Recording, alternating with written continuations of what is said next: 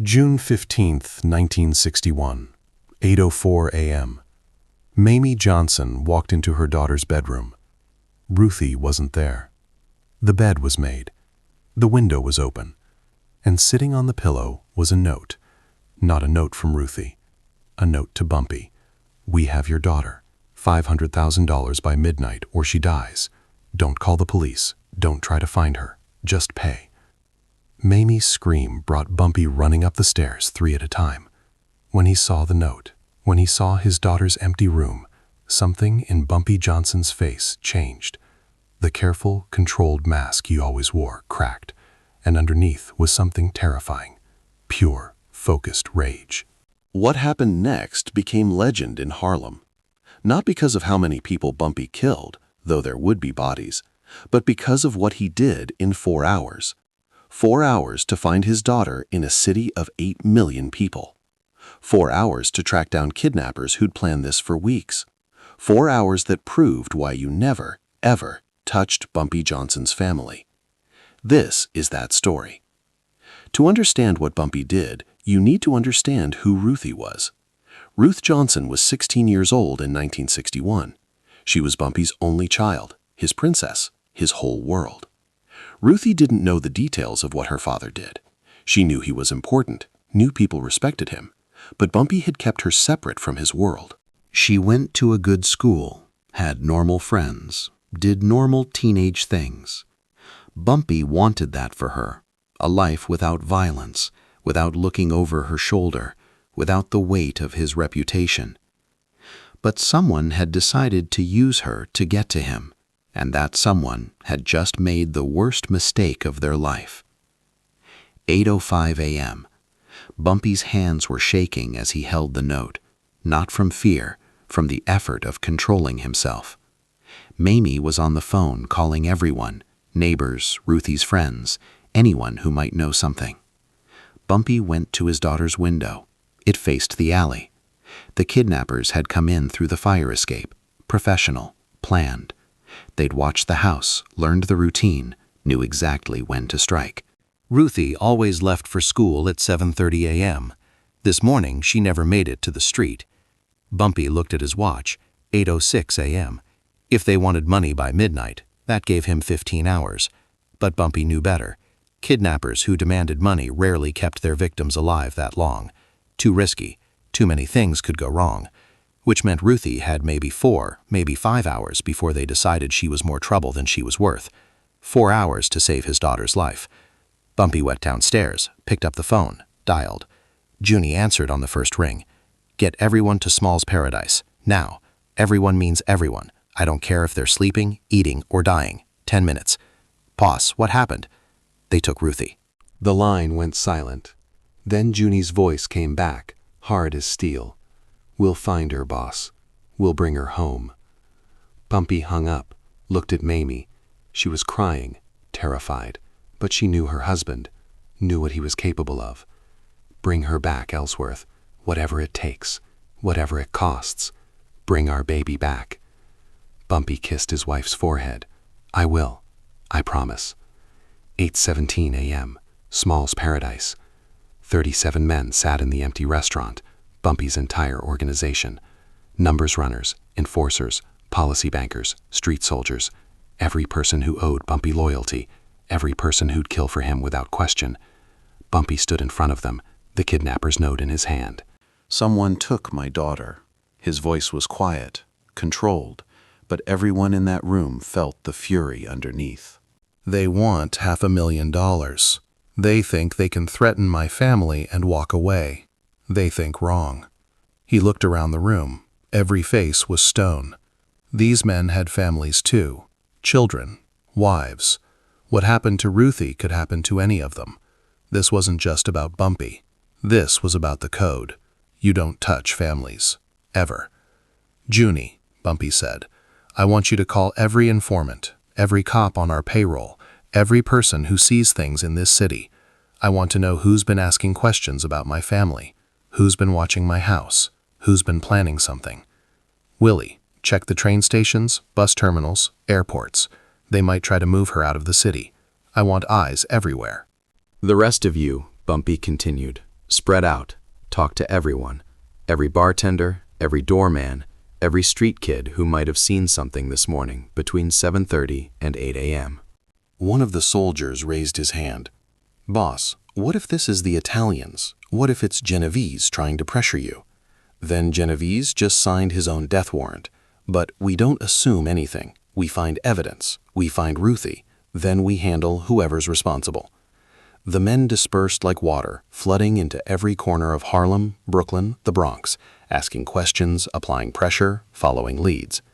Bumpy sat alone in Small's paradise, staring at the clock. 8:34 a.m. 3 hours and 26 minutes since Ruthie disappeared. By 9:15 a.m., the first lead came in. Father Divine called. The preacher had informants everywhere, people who confessed things, people who heard things. "Bumpy," Father Divine said, "I heard something." "What?" "2 men were asking about your daughter last week, asking which school she attended, what time she left the house." "Who?" "White men, Italian. One of them had a scar across his left eye. They were drinking at McGlory's bar in Little Italy." Bumpy wrote it down. "Thank you, Father. Find your daughter, Bumpy, and when you do, remember, vengeance is mine, saith the Lord. With respect, Father, today vengeance is mine." 9:28 a.m. Bumpy sent Willie to McGlory's bar. Willie walked in at 9:45 a.m., gun visible under his jacket. The bartender, a nervous Italian man in his 50s, looked up. "We're not open yet." Willie pulled out a photograph of Ruthie. "This girl. 2 men were in here asking about her. I want names." The bartender's face went pale. "I don't know what you're talking about." Willie grabbed him by the collar, slammed him against the wall. "Let me be clear. Bumpy Johnson's daughter was kidnapped this morning. Those 2 men were involved." If I don't get names in the next 10 seconds, this bar burns to the ground with you inside. Okay. The bartender was shaking. "Tommy Marciano. Tommy the Hawk. He was here with another guy, Sal something. They work for somebody, I don't know who." "Where do I find Tommy?" "Red Hook. He's got a warehouse near the docks, number 43 Pierce Street." Willie let him go, headed for the door. "If you're lying, I'm coming back." "I'm not lying, I swear." Willie called Bumpy. "We got a location, Red Hook, warehouse on Pierce Street. Could be a trap, probably is. I don't care. Get 10 men and meet me there." 10:23 a.m. But Bumpy didn't go to Red Hook yet, because something didn't add up. Tommy the Hawk was small-time, a low-level enforcer for the Genovese family. He didn't have the brains or the balls to kidnap Bumpy Johnson's daughter on his own. Someone bigger was behind this, someone with resources, someone who thought they could pressure Bumpy. Bumpy called Detective Murphy. Murphy was a dirty cop, had been on Bumpy's payroll for years.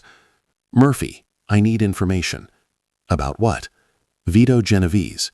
Has he been making moves against me?" Murphy was quiet for a moment. "There's been talk."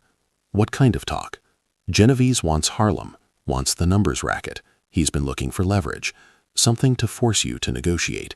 "My daughter." "Maybe. I don't have proof, but the timing fits." "Where is Genovese right now?" "His social club in the Bronx, Arthur Avenue. He's there every morning." Bumpy hung up. Now it made sense. Genovese had ordered the kidnapping. Tommy the Hawk was just the tool. The plan was simple. Take Ruthie. Force Bumpy to hand over his territory to get her back. Then kill her anyway to send a message. It was smart. It was ruthless. It was exactly what Genovese would do. But Genovese had made one mistake. He didn't understand what Bumpy Johnson was willing to do to save his daughter. 10:47 a.m. Bumpy walked into Vito Genovese's social club with 5 men. No appointment, no warning. Just walked through the front door like he owned the place. The guards tried to stop him. Bumpy's men put guns to their heads. "Sit down, shut up." Vito Genovese was in the back room playing cards with 3 of his captains. He looked up when Bumpy walked in, and for a moment, genuine surprise crossed his face. "Bumpy, this is unexpected. Where's my daughter?" Genovese set down his cards slowly. I don't know what you're talking about. Bumpy pulled out his straight razor, the same one he'd carried for 30 years. Opened it slowly. Vito, I'm going to ask you one more time. Where is my daughter? The captains reached for their guns. Bumpy's men already had theirs out. Mexican standoff. Bumpy, Genevieve said carefully, if someone took your daughter, I had nothing to do with it. You're lying. Maybe, maybe not. But if you kill me right now, you'll never find her, and my people will kill your wife, your friends, everyone you love. Is that what you want? Bumpy stared at Genevieve for 10 long seconds. Then he put the razor away. You've got until noon. If I don't have my daughter by noon, I'm coming back here, and I'm not leaving until you're dead. Understood? Understood. Bumpy walked out. His men followed. When they were gone, one of Genevieve's captains spoke. Boss, you want us to handle this? Genevieve shook his head. No, let Tommy finish it. If Bumpy's daughter dies, Bumpy will be too broken to fight.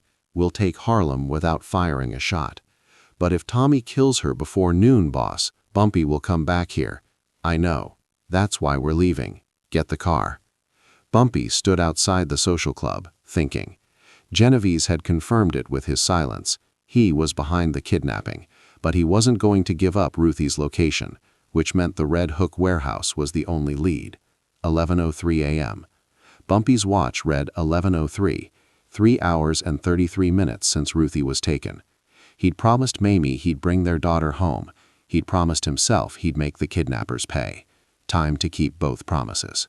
Junie pulled up in a car with 10 men. Boss, we're ready. Bumpy looked at his crew. These men were soldiers. They'd follow him into hell if he asked. Today, he was asking. Red Hook, Warehouse 43. We go in quiet. We get Ruthie out alive. Then we kill everyone inside. No mercy. No prisoners. No witnesses. What if it's a trap? Then we spring it. 11:31 a.m., Red Hook, Brooklyn. The warehouse district was abandoned this time of morning. Pier Street was deserted, except for seagulls and the smell of rotting fish from the docks. Warehouse 43 was a 3-story brick building with barred windows and one entrance. Bumpy's men surrounded it. Willie climbed to the roof. Junie covered the back exit. Bumpy and 5 others went through the front door. Inside was dark, crates stacked to the ceiling, dust in the air, the sound of water dripping somewhere, and voices, male voices coming from upstairs. Bumpy moved silently up the stairs, his men behind him. The voices got louder. Come on, Tommy, just kill her already. We got what we need. Genevieve said to wait for the money. Screw the money. This girl's trouble. Her old man's probably tearing the city apart looking for her. That's the point, you idiot. When he pays, we kill her anyway. Sends a message. Bumpy reached the 2nd floor, saw a door, light coming from underneath. He pressed his ear against it, heard his daughter's voice. Please, just let me go. I won't tell anyone, I promise. Shut up. One more word, and I'll cut out your tongue. Bumpy's hand gripped the doorknob. He looked at his men. On 3. 1, 2, 3. Bumpy kicked the door open. The room exploded into chaos. Tommy the Hawk was standing over Ruthie, knife in hand. She was tied to a chair, mouth gagged, terrified. 2 other men were at a table counting money. They all reached for guns. Bumpy's men fired first. The 2 men at the table went down immediately. Tommy grabbed Ruthie, held the knife to her throat. One more step and she dies. Bumpy froze. Everyone froze. Tommy, Bumpy said, his voice eerily calm. You let her go right now, I'll make it quick. You struggle, I'll make it last days. Tommy laughed. You think I'm scared of you? You're outnumbered. This whole place is surrounded. Your guys outside are probably already dead. No, they're not, Junie's voice came from behind Tommy. He'd come up the back stairs, gun pointed at Tommy's head. You're the one who's outnumbered. Tommy's eyes darted between Bumpy and Junie. He was trapped, knew it, but he was also desperate. I'll kill her. I swear I'll kill her. Then you'll die 1 second later, Bumpy said, and it won't be a bullet. It'll be my hands. I'll strangle you so slowly you'll beg for death. Your choice, Tommy. Die quick or die slow. Tommy's hand shook. The knife pressed harder against Ruthie's throat. A thin line of blood appeared. Bumpy's eyes went dead. That was a mistake. In one fluid motion, Bumpy pulled a gun from his waistband and shot Tommy in the right shoulder, the same shoulder holding the knife. Tommy screamed, dropped the knife. Junie grabbed Ruthie, pulled her away. Bumpy walked forward, picked up the knife Tommy had dropped, stood over him. You cut my daughter. Tommy was crying now, clutching his bleeding shoulder. I'm sorry. Genevieve made me. I didn't want to. Bumpy knelt down, looked Tommy in the eyes. I know, but you did it anyway, and now you pay. What happened next, Bumpy's men never spoke about. But when they walked out of that warehouse 15 minutes later, Tommy the Hawk was dead.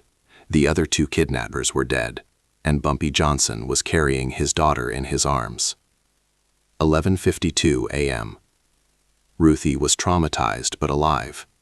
Bumpy held her in the back of the car as Junie drove them home. She cried into his chest. I'm sorry, Daddy. I'm sorry. You have nothing to be sorry for, baby. Nothing. This wasn't your fault. I was so scared. I know. But you're safe now. Nobody's ever going to hurt you again. I promise. When they pulled up to the house on 122nd Street, Mamie ran out.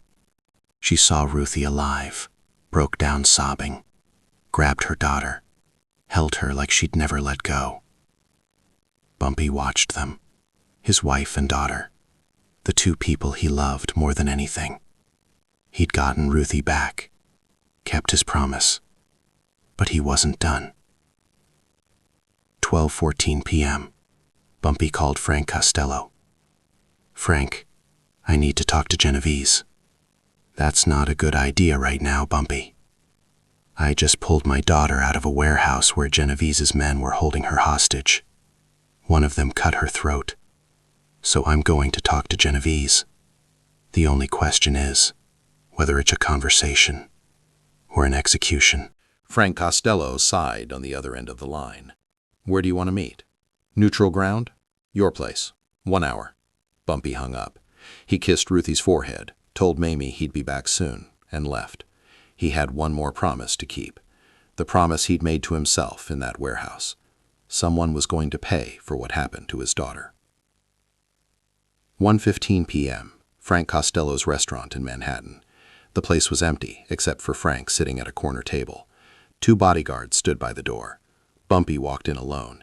The bodyguards moved to frisk him. Frank waved them off, let him through. Bumpy sat down across from Frank. Frank poured 2 glasses of whiskey, slid one to Bumpy. I heard you got your daughter back. I'm glad. Thank you for setting up this meeting. I didn't have a choice. If I hadn't, you would have started a war. Still might. Bumpy took a sip of whiskey. Genevieve tried to use my daughter to take my territory. Frank nodded slowly. I know. And that can never happen again. If it does, I'll kill him. I'll kill everyone in his organization. I'll burn his empire to the ground. Frank studied Bumpy's face. You mean that? Every word. Frank leaned back. Vito made a mistake. A big one. But he's still a boss of one of the 5 families. You can't just kill him without consequences. Then what do you suggest? Frank was quiet for a moment, thinking. You want justice for what happened to your daughter. I understand that. But if you kill Genevieve, you start a war with the Italians. Everybody loses. So here's what I propose. A sit-down. You, me, Genevieve, and the other bosses. We make it official. What Genevieve did violated the rules. Families are off limits. Everyone agrees on that. We make him apologize, publicly, in front of the commission, and we make him pay restitution. How much? $500,000, the exact amount he demanded as ransom. Bumpy thought about it. That's the money. What about the blood? 3 men are already dead. Tommy the Hawk and his crew. That should be enough. Bumpy shook his head. It's not. What else do you want?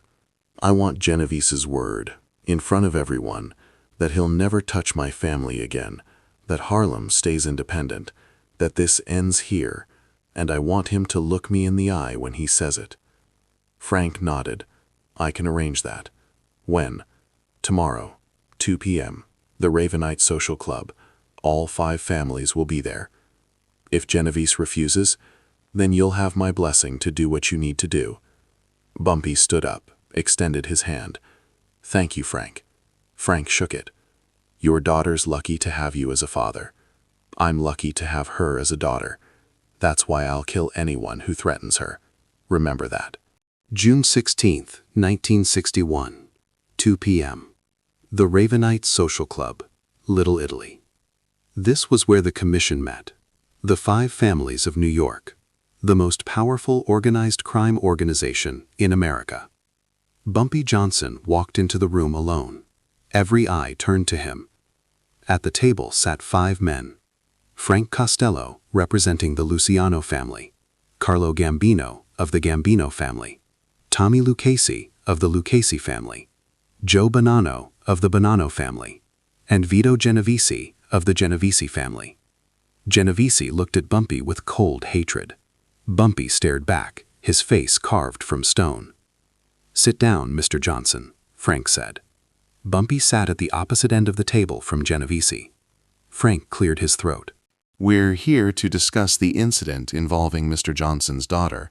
Vito, you want to explain yourself? Genovese leaned forward. It was business, nothing personal. My daughter is 16 years old. She has nothing to do with business. Genovese shrugged. In our world, everything's business. Leverage is leverage. Bumpy's hands clenched into fists under the table. Carlo Gambino spoke up.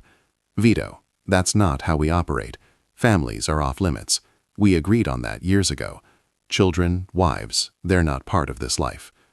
Times change, Genovese said. No, Frank interrupted. Rules don't change. You violated the code. Now you pay. How much? Genovese asked. $500,000, Bumpy said. The exact amount you demanded. Genovese laughed. You want me to pay you?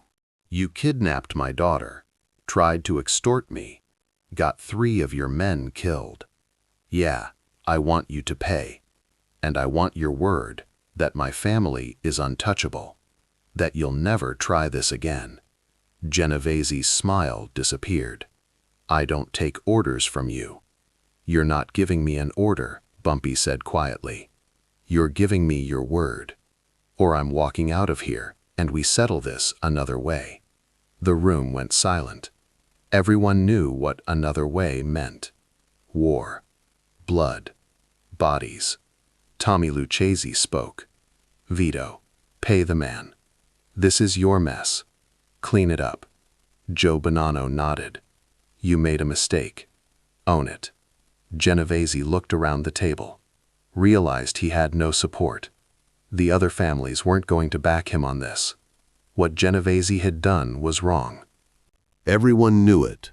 Fine, Genovese said through gritted teeth. I'll pay $500,000. And your word, Bumpy pressed, that my family is untouchable. Genovese stared at Bumpy with pure hatred. You have my word. Say it properly, in front of everyone, so there's no confusion. Genovese's jaw clenched. I, Vito Genovese, give my word that Bumpy Johnson's family is untouchable. I will never harm them or use them as leverage again. Harlem remains independent. This ends here. Good, Bumpy said. Now apologize. Excuse me? You kidnapped my daughter, terrified my wife, violated every rule we have. Apologize. Genovese's face turned red. I'm not apologizing to you. Then we're done talking. Bumpy stood up. Frank, thank you for trying, but some people don't understand respect. They only understand consequences. Wait, Frank said. Vito, just apologize. We can end this right now. Genovese looked around the table again. Every boss was staring at him, waiting. He was cornered. He'd violated the rules. Everybody knew it. And if he didn't apologize, Bumpy Johnson was going to start a war that would cost everyone money. I apologize, Genovese finally said, the words like poison in his mouth. For taking your daughter, for threatening your family. It won't happen again. Bumpy stared at him for a long moment, then nodded. Apology accepted. The money will be delivered tomorrow. Now get out, Genovese said. You got what you came for.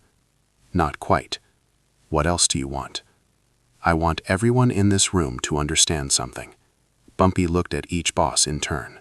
I didn't come to New York looking for power. I didn't ask to run Harlem. But it's mine now, and I protect what's mine. My neighborhood, my people, my family. Today was about my daughter, but tomorrow, if anyone tries what Genovese tried, if anyone thinks they can use fear to control me, I won't sit at a table and negotiate. I'll burn their world down. Is that understood? The room was silent. Then Frank Costello spoke. It's understood, Mr. Johnson. You've made your point. Good. Bumpy walked toward the door, then paused. One more thing, Genovese. What? Your men, Tommy the Hawk and the others. I know they were following your orders, but they still hurt my daughter, so they're dead. And if you send anyone else to Harlem looking for revenge, they'll end up the same way. You can't keep killing my men. Watch me. Bumpy Johnson walked out of the Ravenite Social Club. Behind him, 5 mob bosses sat in silence. Finally, Carlo Gambino spoke. Vito, you're an idiot. That man would have killed all of us to save his daughter. You're lucky you're still breathing. Genovese said nothing, just stared at the door Bumpy had walked through. June 17, 1961, 10 a.m. A courier arrived at Bumpy's house with a briefcase. Inside was $500,000 in cash, the exact amount Genovese had demanded as ransom. Bumpy counted it, then called Frank Costello. I got the money. Good. What are you going to do with it? Bumpy looked at Ruthie sitting in the living room with Mamie. His daughter was still shaken, still recovering, but alive. I'm starting a scholarship fund for kids in Harlem who want to go to college, in Ruthie's name. So something good comes from something terrible. Frank smiled on the other end of the line. You're a better man than most people think, Bumpy. I'm not a good man, Frank. I'm just a father. Same thing. Within a month, the Ruthie Johnson Scholarship Fund was established. It sent 23 kids to college that first year. Over the next decade, it would send hundreds more. Every scholarship recipient received a letter with their acceptance. It said, "This scholarship is funded by people who believe every child deserves a chance. Work hard. Make your family proud." And remember, education is the most powerful weapon you can use to change the world. The letter was unsigned, but everyone in Harlem knew who wrote it.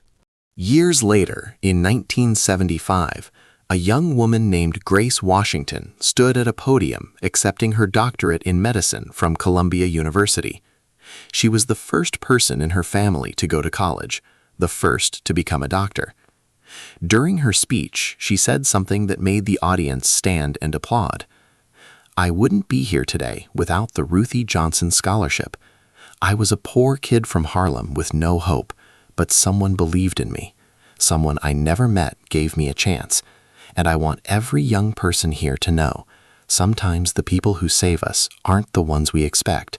Sometimes they're people the world calls criminals, but I call them heroes. In the audience, Ruthie Johnson, now 30 years old with children of her own, wiped away tears. After the ceremony, Grace found her. You're Ruthie Johnson, Grace said. The scholarship is named after you. Ruthie nodded. My father started it. After something bad happened to me, he wanted good to come from it. Your father saved my life. He saved hundreds of lives. Thank you. Ruthie smiled. He would have been proud to hear you say that. He passed away 7 years ago, but he always said the same thing. Protect people. Give them a chance. That's real power. Grace hugged her. He was right. Bumpy Johnson died in 1968. At his funeral, over 5,000 people attended. Politicians, musicians, community leaders, criminals, and hundreds of kids who'd received scholarships from the fund he'd started. None of them knew the full story. None of them knew about June 15, 1961. About 4 hours when Bumpy tore through New York like a hurricane to save his daughter. But Ruthie knew, and she told her children, and they told their children. The story became legend. Not because Bumpy killed 3 kidnappers, though he did. Not because he faced down the Italian mob, though he did that too. But because of what he did afterward. He could have kept the money, could have used it for himself. Instead, he turned his daughter's trauma into opportunity for hundreds of kids who'd never met her. That's power. Real power.